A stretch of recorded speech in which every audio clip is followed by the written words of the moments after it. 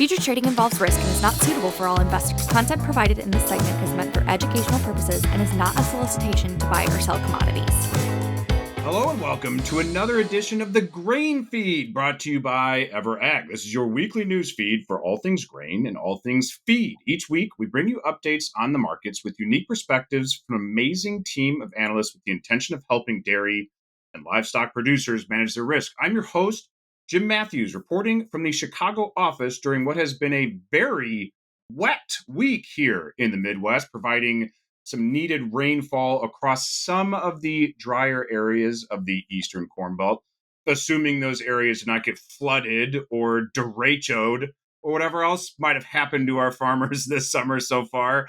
Joining me today to help said farmers, as always, from Texas, Director of Feed Procurement, Mr. Jake Kingsley, and from way down in Atlanta, Illinois, Director of Buyer Relations, Verl, no doubt, Prather. Team, how are we today? Pretty good this morning, Jim. How are you? I'm doing fantastic. It's great to be back, Jim. We're very excited to have you back. I have family members. We're at their block party last week, and they asked, when is Verl back? I said, you just wait. Too funny. I said, no doubt. He'll be back soon, no doubt. So great to have you both here. Paige, if you would kindly timestamp the broadcast.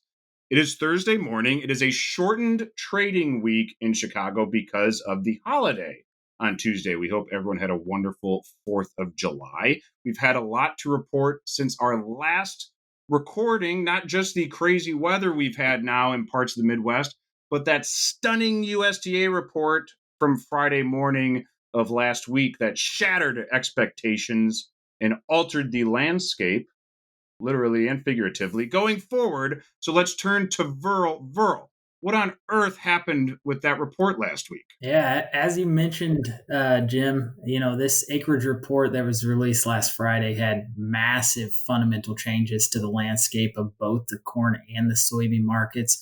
I mean, the 2 million additional corn acres certainly adds a big buffer for national yields to be lighter than trend at this point, right? And the USDA did mention in the report, which I thought was interesting, that the average difference between the June acreage report and the January WASDE report is 800,000 acres of corn. And the January corn planted acres number came in lower than the June estimate 15 times over the last 20 years. So stay tuned to corn acres, this thing's not over yet. On top of that, the dry weather across the Corn Belt to start the growing season here has raised a heck of a lot of concerns about how much potential has been knocked off the top end of realistic expectations for the national yield number. The range of guesses is pretty wide at this point. Some analysts still believe that the damage is probably more so minimal. And on the other end of the spectrum, we have folks that think we could expect a 10% cut to yield. And in all likelihood, right, we probably end up somewhere in between those extremes. But the rain events that you kind of mentioned here from the last week certainly weren't sufficient enough to consider that this crop is made, right? We still got pollination. We still got grain fill coming at us. It's going to continue to be important to receive some timely rainfall across the Corn Belt. Nonetheless, be on the lookout for a yield cut on next week's USDA WASDE report. Although there is a good chance that a cut to demand could outweigh the change in yield. The soybean market has also had plenty of volatility lately, with a massive 4 million acre cut to planted estimates on last week's report, and that was certainly a shock to the market. The soybean balance sheet was really already treading lightly, as a loss of a single bushel in national yield would have resulted in a significantly tighter balance sheet. And this acreage surprise has only amplified the importance of having a trendline yield or better production of soybeans domestically. As you can see here on this chart, over 80% of the soybean production area in the U.S. remains in abnormally dry or drought conditions. And this is after the rainfall over the course of last week and last weekend. Many believe that soybeans are still pretty resilient to drought in this stage. And it is certainly possible that the damage to yield prospects at this point for beans is minimal.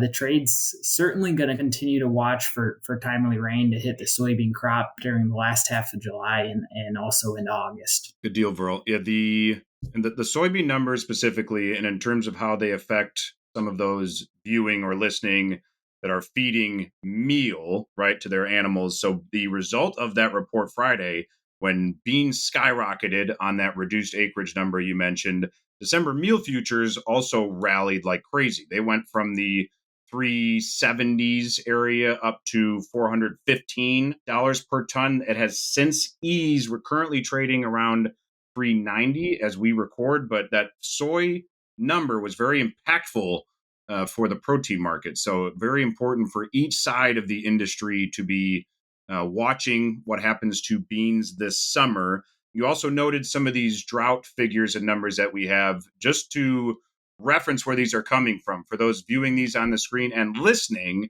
we've got some very amazing drought-focused charts and analysis on our awesome insights portal. That is at insights.ever.ag. Very impressive work being done by Shelby and her team. So please tune into that site for some of the charts that Verl has referenced here, because as Verl noted, we had some very severe conditions here the first part of this summer. Verl referenced the rains that we've had over the last week, but were they sufficient? And maybe an inch and a half of rainfall in some spots is more than welcome, but did it do enough? And we have to really pay attention to some of the potential upside risk, despite the buffer that you also referenced, Verl, with this increased corn acreage. So that all being said, Jake, let's turn this to you. How does the landscape change on your side, the physical cash feed side, after these numbers we saw last Friday? Well, we've had a little bit of help on the corn feed price here. We've seen this nice break in futures, as everybody knows, back down to $5, and really seems like it's struggling to maintain that number, maybe a chance to drift a little lower here. And then the basis portion of that, we're seeing different pockets around the country that have now broken anywhere from 15 to 30 cents off of where they had been since first offers came out earlier this spring.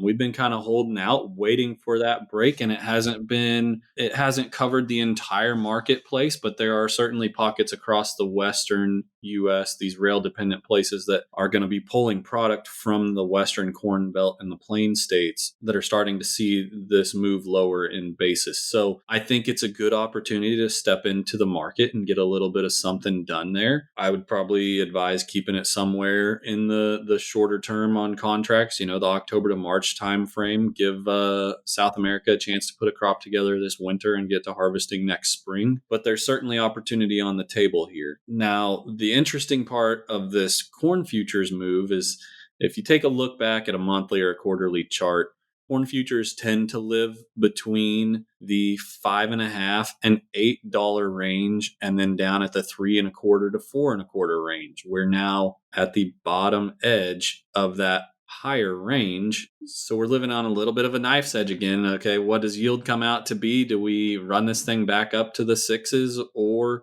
do we somehow break this thing down into close to $4? I think the thing to do right now is to create some sort of a hedge that protects you from the upside and leaves you wide open to the downside. We're early enough in the year that you can do it in a cost-effective way to still give you plenty of flexibility, especially with milk prices where they are. That's going to be extremely important for a lot of these folks' P&Ls this year. If you take a look over at the protein side, haven't caught quite the break. As Verl said, we lost quite a few acres and we were already kind of walking on eggshells in that part of the ration. And so now we're going to need some help there. Futures have kind of bounced back. The basis seemed like it bottomed out a little bit over the last few weeks, and now it's maybe even perked up $5 or $10 a ton in some spots. I don't think this is the end for that market either. The Canadian balance sheet had rebounded, as we know.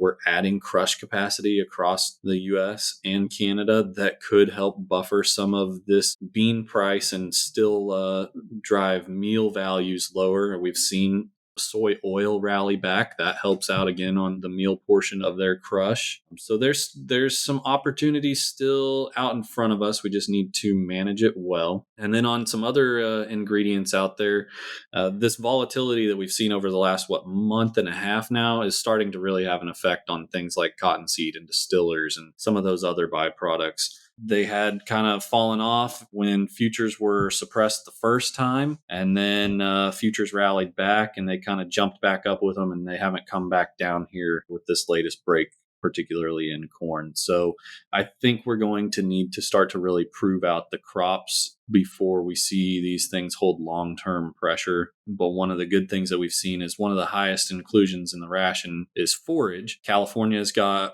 silage growing out their ears. We've hearing that the rains across the western part of the belt and the plain states is starting to really have this alfalfa and hay crop look pretty nice. So forage values continue to drift lower, and folks are talking more and more about putting more forage into and roughage into the ration and eliminating some of these concentrates and grains. And even some folks that haven't had the opportunity in a long time might be able to put away some very attractively priced silages for this year and a good chunk of next year.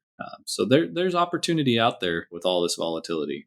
Okay. Thank you for that, Jake. Yeah, the soy balance sheet that you noted there, I mean, that is tight, right? So the soybean prices are going to remain potentially elevated, but then to address what you addressed, the protein availability here in the U.S., in terms of the crush capacity, as you noted, we're still building these processing plants, these blending facilities. So the demand to crush soybeans for the sake of soybean oil is still going to be there. So the big question now, the guessing game, kind of the rest of this year and into 2024 will be, how does that impact all of that meal that comes to market? Will beans elevate enough to bring the rising tide of the soy complex with it? Or does it naturally then kind of keep meals suppressed if the demand for bean oil stays elevated? There's just a lot going on here. The USDA really threw us a wrench last week on Friday with some of these changes. So there's a lot to keep track of. Please reach out if you have questions on these markets. A lot of folks really need to step in at some of these opportunities for their new crop feed years. So please let us know how we can help. Gents, before I let you guys go today, we're going to have to do some bold predictions. We just came off a big old report on Friday. We've got the WASD next week. We're going to borrow from Phil and Kathleen from their Dairy Download podcast. Bold predictions. Next week's WASD corn yield.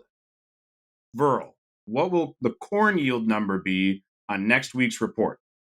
I'm going to take 5 bushels off, Jim. I'm going to say we're going to 176 and a half. 176 and a half. So we're taking 5 bushels per acre off the trend lined yield number that the government gave us just a couple months ago. 5 bushels per acre off that. Jake, bold prediction, corn yield. Next week's WASD. I think they're going to hit it harder than that, Verl. I think they're going to come down to 172 and a half. We got a lot of new acres. They're going to be fringe acres. We've done some damage. So I think they come in a little closer to where we ended with last year's yield. That's a big boy cut. I think we've got room to make it. Good for you, man. Excellent. Okay, that's a bold prediction. Both plays, bold predictions. Let's look at beans. What about bean yield for next week, Verl? They'll leave it the same. Unchanged. No damage done yet for beans. You're an animal, Verl. You're just an animal. What about you, Jake? I think I have to agree with Verl. They beat it up bad enough on the acreage report last week. They've got to let this thing stabilize a little bit. I think maybe they allow the meal balance sheet to improve just a little bit as they shift from fewer beans to better crush. Oh, boy.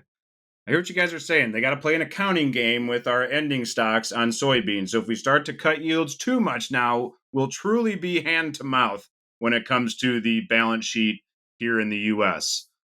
I'm going to take corn yield.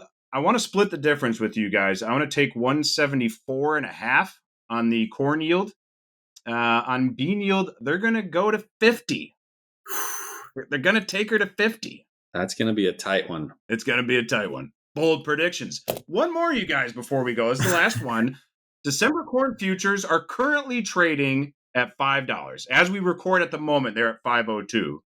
Let's just say December corn futures are at $5. So huge swings over the last 3 to 4 weeks with this weather market and then this USDA report last Friday. We've seen lows near 480. We've seen highs near 630. It's been a wild stretch here, but going forward, we're trading at $5. What will we hit first? 550 or 450? Oh, 550 for sure. We'll probably get there next week. Woo-hoo, Jake.